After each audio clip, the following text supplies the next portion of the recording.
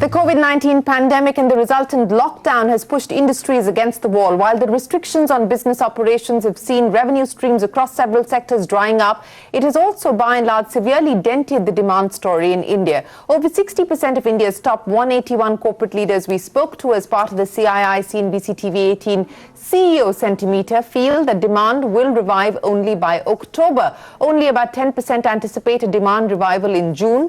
That's not all. 44% feel that cash flows have been the biggest pain point in their business. 33% of the CEOs said that they were operating their businesses at a 10 to 15% capacity. Hello and welcome to this special broadcast of the COVID-19 CEO Centimeter. I'm Shireen Bhan. Over the next 30 minutes, we'll go through the findings of the CII CNBC TV18 CEO poll to understand how the COVID pandemic has altered the business centimeter in corporate India. That's not all. We'll also take a look at how CEOs are checking in on the personal centimeter. Joining us today, CII President Vikram Kirloskar. Also with us, Vinay Chatterjee, the Chairman of CII's Infrastructure Council and the Chairman of Feedback Infra. Sumant Sinha, the Chairman of the CII Renewable Energy Council and the Chairman and Managing Director of ReNew Power. And Sanjay Kapoor, the Co-Chairman of CII Smart Manufacturing Council and the Chairman of Sona Comstar. Gentlemen, appreciate you joining us here on the program. Vikram Kirloskar, let me start by asking you, what is the indication that you're getting in terms of business confidence? Lockdown 4 is almost coming to an end.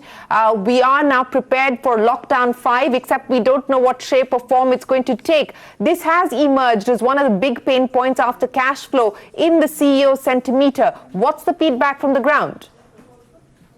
Well, I think the feedback from the ground from my company is that by end of May, probably half of the stocks that we have with dealers and in the factory will get cleared. We've just started preparations for production. Okay. We've started some production. I expect in June we'll be at about 40 to 50% level, 40% level of output, normal output, and it will probably continue at that range probably till September, October. I hope for a pickup then. But there are people coming into not coming into dealerships. They're coming to dealerships for definitely for repair and service. Few people coming with orders, but some orders coming in on the internet. People are definitely calling. We haven't had cancellations or backlog, but people are saying, hold on a little bit. Hold on some time and then we'll look at it. But what's interesting is that you're suggesting, Vikram Kirloskar, that you don't expect to be up at full production capacity for another few months. I really don't expect till next year. Frankly. Till next year? Yeah. I don't see. Okay, that's interesting. Until next year, until actually a vaccine is out. Very frankly, we'll start slowly inching up as people get confidence, people get safer, feel safer. This kind of buying really depends on sentiment. I think it depends on how safe you feel, and what is the whole economy. Am I guaranteed a salary next year? I think it goes a little bit on that. I think when people get confidence that yes, 2-3 months we have kept you on the job, but does the company still have money to pay you for the next few months? All that I think is an issue. So it's really a confidence building issue. Okay. I don't think it's a liquidity issue. There's lots of money in the market with the banks. I think for the right people, they will give retail finance. I think all that is there. But I think it's personal, individual confidence. Okay, so the centimeter is not suggesting a strong move. If you listen into what Vikram Kirloskar is saying, and even what the poll is suggesting, 60% believe that a demand recovery is likely only closer to October. Vinay Chatterjee, what are you picking up? What's the story as far as infrastructure is concerned? And to the point being made there by Vikram Kirloskar, that look, at the end of the day, if you're seeing job losses around you, you might not have lost your job just yet, but it's around in the news. If you're seeing salary reductions, if there is insecurity about your finances, then are you really going to go out there and make big ticket purchases or just stick with the essentials? See, Vikram is very right. But the real issue going forward is, how do you get that sentiment back? How do you get demand back? I think the perception now after the FM's announcement of the details of the package is that it has to some extent address the issue of liquidity with specific reference to the MSME segment. I think the big expectation now, and gradually you can see the crescendo building up from amongst editorial writers, policymakers, industry chambers, that we require massive public works programs unleashed now to actually get a big bang demand stimulus back. And that's where infrastructure connects in, because it is massive public works that has the biggest multiplier effect on jobs, steel, cement, construction equipment, and more importantly, jobs in Bharat, jobs in the hinterland, jobs at the doorstep of villages, which is actually going to get this whole demand cycle back. And that, to my mind, is what is required now. But are you, otherwise it will be a very long drawn out process. But are you seeing any difference, Vinayak, on the ground today? Are you seeing any difference? As we've emerged from lockdown 1 to lockdown 4, several relaxations have been brought in, especially as far as construction, etc. is concerned. Are you seeing any change on the ground? Is there any revival of activity so far? Yeah, this question is addressed to me, right? Yes. Okay. No, yes, of course. The news trickling in is that most projects that were halted are actually seeing the companies related to those projects making very, very strenuous efforts to get those sites mobilized and getting them up and running. Largely, I have anecdotal data from the roads and highways sector and railways to see that there is high pressure, and between the client organizations and the construction companies, they're burning the midnight oil to get all the e-passes, the necessary permissions from the local authorities, getting the supplies in, getting the labor in. It's a tough challenge. And I think the biggest challenge there is getting the migrant labor or the construction labor back in terms of full strength. And that is the real issue now, that it's an uphill task in terms of getting the full complement that was there before the COVID. Yes, that is a problem, and that is what is impacting capacity utilization rates at this point in time as well. Let me bring in Sumant Sinha. Sumant, what's your own expectation in terms of demand revival? There have been some measures announced specifically for the power sector as well by the finance minister in that overarching package. But and we have seen an uptick as far as power consumption is concerned. What's your own sense? No, I think you're absolutely right, Shireen, that power consumption has gone up. So that's certainly heartening news. But it could have gone up it could be just because of the heat and air conditioning demand and so on. I think it's partly also because some factories are beginning to restart. But as Vikram said, those restarts are still at a very slow pace. And I think it's going to take a long while for factories to really get back up to full pace, right? And so therefore, power demand will also take some time to get back to where it was earlier in terms of, the normal. To your larger question of how long do I think is going to take for things to settle down, I tend to agree with Vikram that until you have a vaccination, people are not really going to feel that safe in going, being out and about. So yes, you will have activity starting, you will have people moving around, but it'll always be very half-hearted with a sense of trepidation behind it, with a sense of apprehension about how safe really am I. Of course, some of the younger folks can be out and about more easily. Maybe some of the older guys like us will take a little bit longer to get out. But I think all of that, therefore, will constrain demand. And, given that GDP growth is a very finely balanced thing that, you have to grow year on year, I think we're going to be stretched this year even just to keep up with last year's GDP. And I think all forecasts are now saying we're looking at a 5 to 10%, perhaps even a GDP drop this year. So I think it's not looking very good. It's going to take some time. It's going to take at least, I would say, 3 to 6 months at the very least for us to get back to not even close to normal. I think just to get back to some sort of an even keel where things are humming a little bit more than right now, where everything is essentially shut. And to your other question to Vinayak about infrastructure, growth, and projects reviving, in our case also, while our existing projects are running because power is an essential service and therefore we're able to keep our sites running, for getting existing, construction of new projects often running, we've had a real difficult time because a lot of our labor has gone away, and they've just gone home right now. So I don't know how long it'll take for them to come back, and even when they'll feel safe to come back. And then we'll have to have the whole reverse migration happening before you really get the same number of people you had at site that you had earlier. And so I think all of that will take 3 to 4 months at the very least as well. So I think we'll have to just make allowance for all of these things, and until people get their jobs back and they feel some comfortable and secure, you will just not have the same kind of spending that we were used to last year.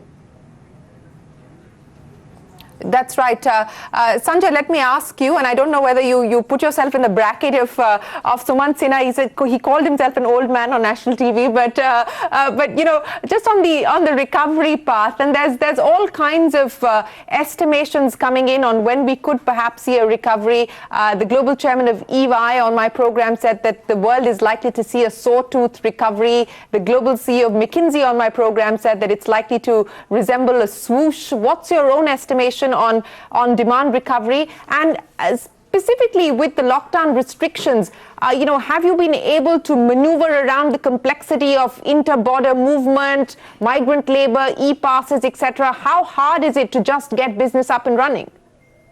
So, Shireen, thanks. My answers are not very different from the others.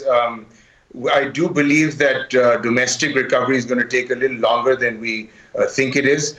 However, it's too early to say at this point in time. And again, as the others said, it's a mindset issue. Until we have an antiviral or a vaccine, it's a huge mindset issue. Are we going to go out there, buy vehicles or not? Of course, we're in the automotive space, and therefore I refer to that space. However, our export business has picked up. Farm equipment has picked up. So I'm going to go with the sawtooth recovery from a global perspective. From India's domestic market, I think we're still a while away. We've had a bad 15 months coming into this crisis as far as the automotive industry is concerned, especially with commercial vehicles, with regulation changes in commercial vehicles, with BS4 to BS6, etc. So it's been difficult, and I don't see it easing up anytime soon. There have been some buys in terms of some volume of sales, very low volumes of sales compared to last year. I think we've seen a 20% degrowth last year. I think we can expect a 50% degrowth this year as far as automotive is concerned. Wow, 50% degrowth is what you're expecting.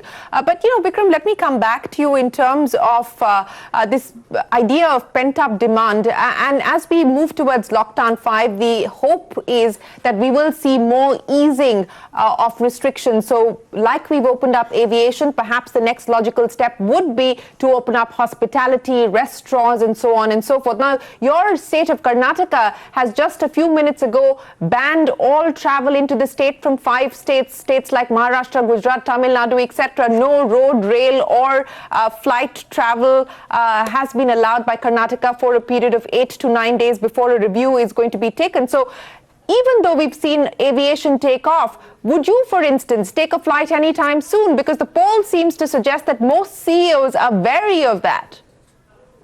I'm not leaving my house for a long time, for various reasons, but I'm not able to leave my house for a long time. But if I look at the situation here in Bangalore and maybe in Karnataka, numbers have been quite under control. There's a hospital next to me which has a COVID facility, and they said right from day one they haven't received a single patient.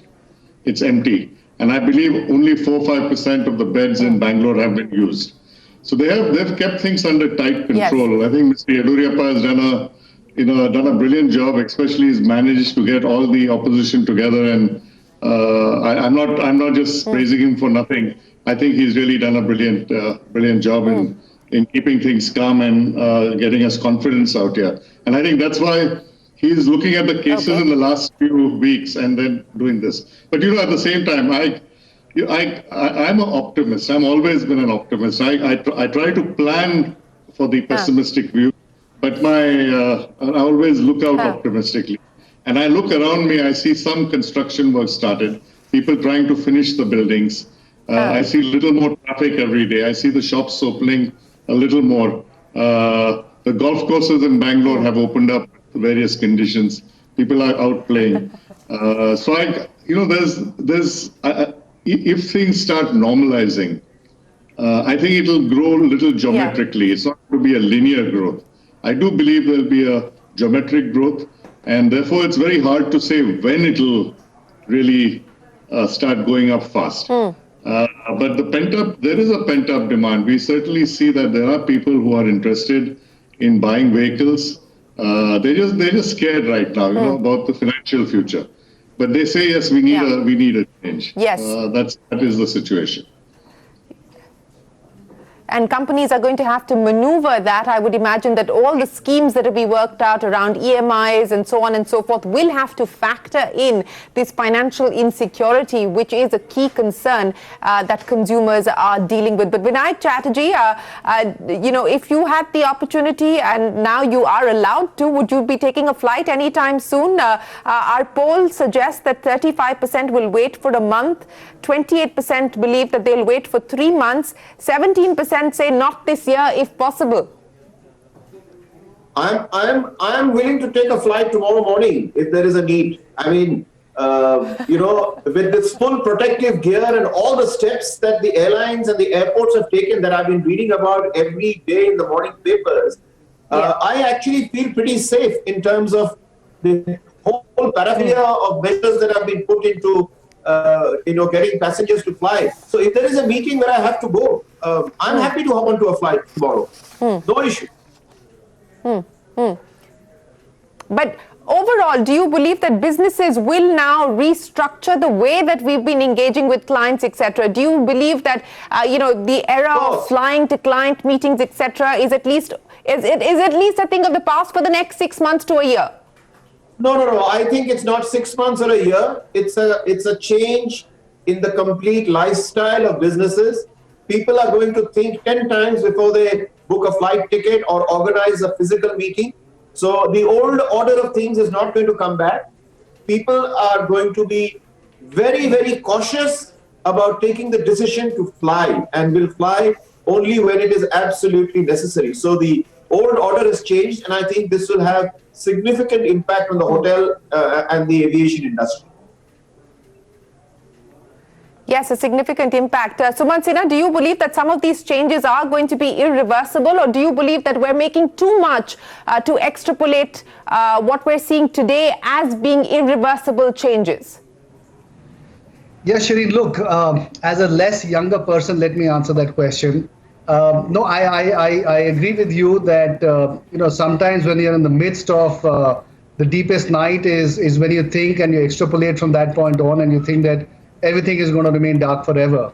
So I think that we are in the midst of a crisis, and the mental attitude tends to be played from there. But I think that there are some issues. First of all, when you asked Vinayak the question, he said, if there is a need, I'll get onto a plane tomorrow. I think people are going to question the need a lot more seriously now than they used to question it earlier. And the bar for getting on a plane now, people are just going to set it a lot higher. And I think that will carry on for a reasonably long period of time. And I'll tell you, it's not going to be so much an apprehension once things have resolved and we have a vaccination and so on, of fear of COVID and things like that to prevent people from flying. But it's just that now we've all got used to doing a lot more work on Zoom or Skype or in virtual settings, even long, group meetings. We've got used to doing conferences and so on. So now people are going to say, if I can actually be as effective in this way, then why do I have to spend a day traveling somewhere and coming back and getting exhausted in the process and taking all the aggravation and the stress? So I think it's going to be more that fact that we've all now got used to a different way of working by virtue of being forced into this. But I think that is going to change mindsets and work behaviors in the future. And so, yes, there is therefore going to be a longer term impact of this. And it will certainly impact airlines, and it will certainly impact hotels. But, I think once this thing is behind us, I can see people getting back to going for holidays and, going for leisure travel and so on. I don't see that, and, ultimately people have short memories. I think a year later, once this is behind us, then we'll just look back and say, oh, what a strange time that was.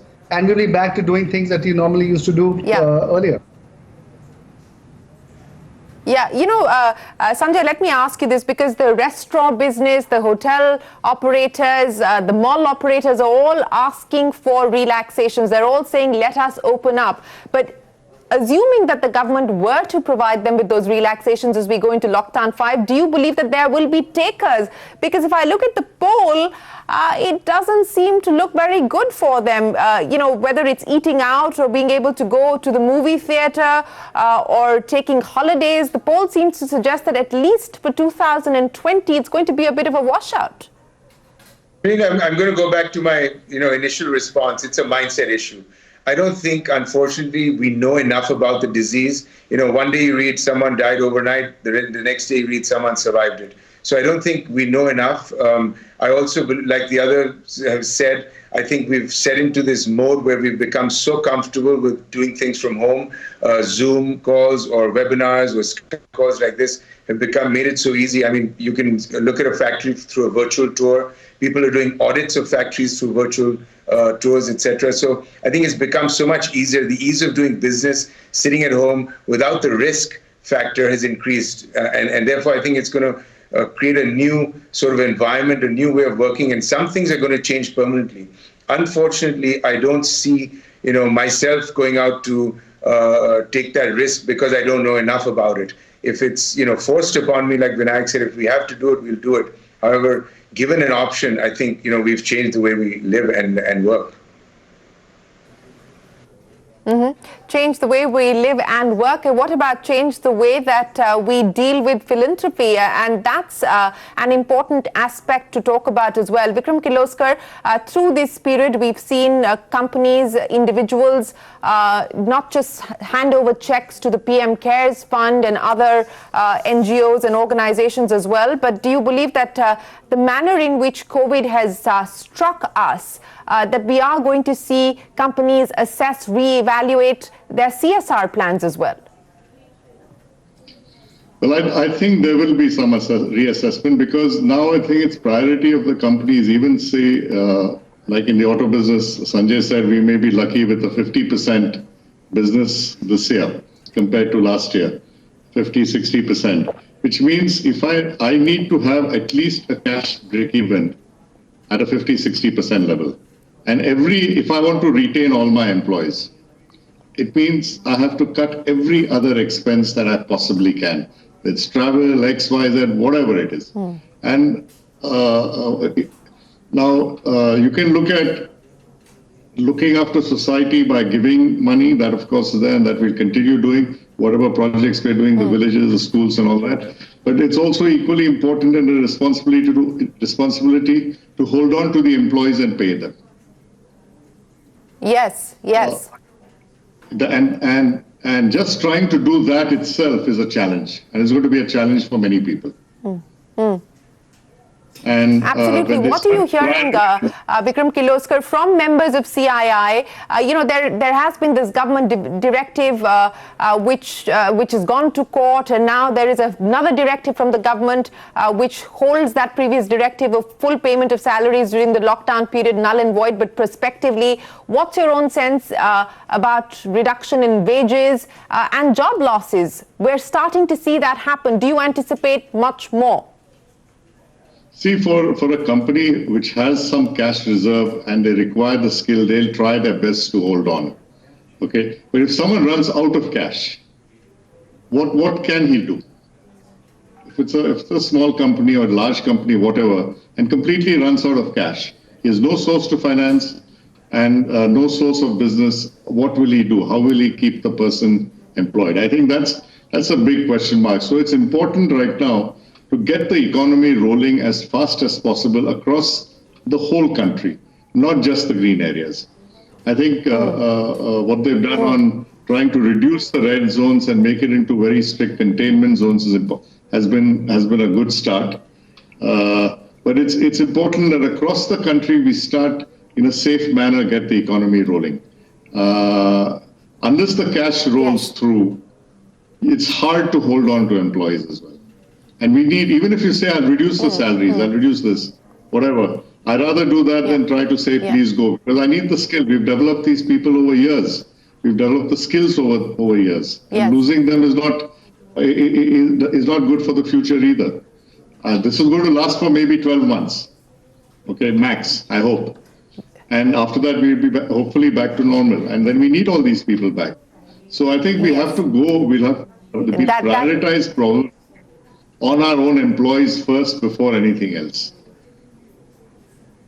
I completely agree with you. I think the priority has to be employees before anything else. And I think that in itself is a big responsibility for corporate India. Vinayak Chatterjee, your own expectation, do you believe that the measures announced so far, you said that liquidity is ample now, but the hope is that at least there will be a one-time restructuring scheme that will be announced by the Reserve Bank. What's the key ask, the top ask now? Look, as I mentioned earlier in the program, the key ask now, and as I said, you can hear the crescendo rise, is that we have seen a liquidity infusion which is broadly targeted at survival and the supply side, which basically means in simple terms that if demand picks up, then your firm should be in a position, particularly in the MSME segment, to be able to cater to the demand. But the big question, the elephant in the room is, as we have been discussing, is there demand? And therefore, the answer is very clearly a huge apprehension that demand has evaporated across the system. How do you get demand back? Classical economics, whether it is a New Deal after the Great Depression in 1929 or the Marshall Plan after the World War II in Europe or many other recent examples, show that the biggest bang for the buck in terms of getting a nation to revive its entire demand cycle is very large public works programs. And that has been my entreaty and our request from many others, including me, to the policymakers that we now need to see some very concerted steps on unleashing massive public works programs to get the demand back at an economic level, cross-sectoral. Yes, get demand going is the ask and the hope of industry. We are starting to see, at least for some sectors, we did a call with Dabur this morning after seeing a 14% drop. They're talking about starting to see signs of recovery, but that is the FMCG sector. We're also seeing down trading happening within the FMCG sector. Fans are being sold because the temperature is now at almost 50 degrees in parts of India. So I think demand and the recovery is going to be patchy and inconsistent across different sectors. But the big worry at this point in time is financial security, and that perhaps will hold back demand. Vikram Kirloskar, Vinayak Chatterjee, Sumant Sinha, Sanjay Kapoor, always a pleasure. Many thanks for joining us here on the CNBC TV18 CII CEO Centimeter. We wish you all the very best of luck and thanks very much for your time this evening. With that, it is time for us to wrap up this special broadcast. Stay tuned to CNBC TV18. The news will continue.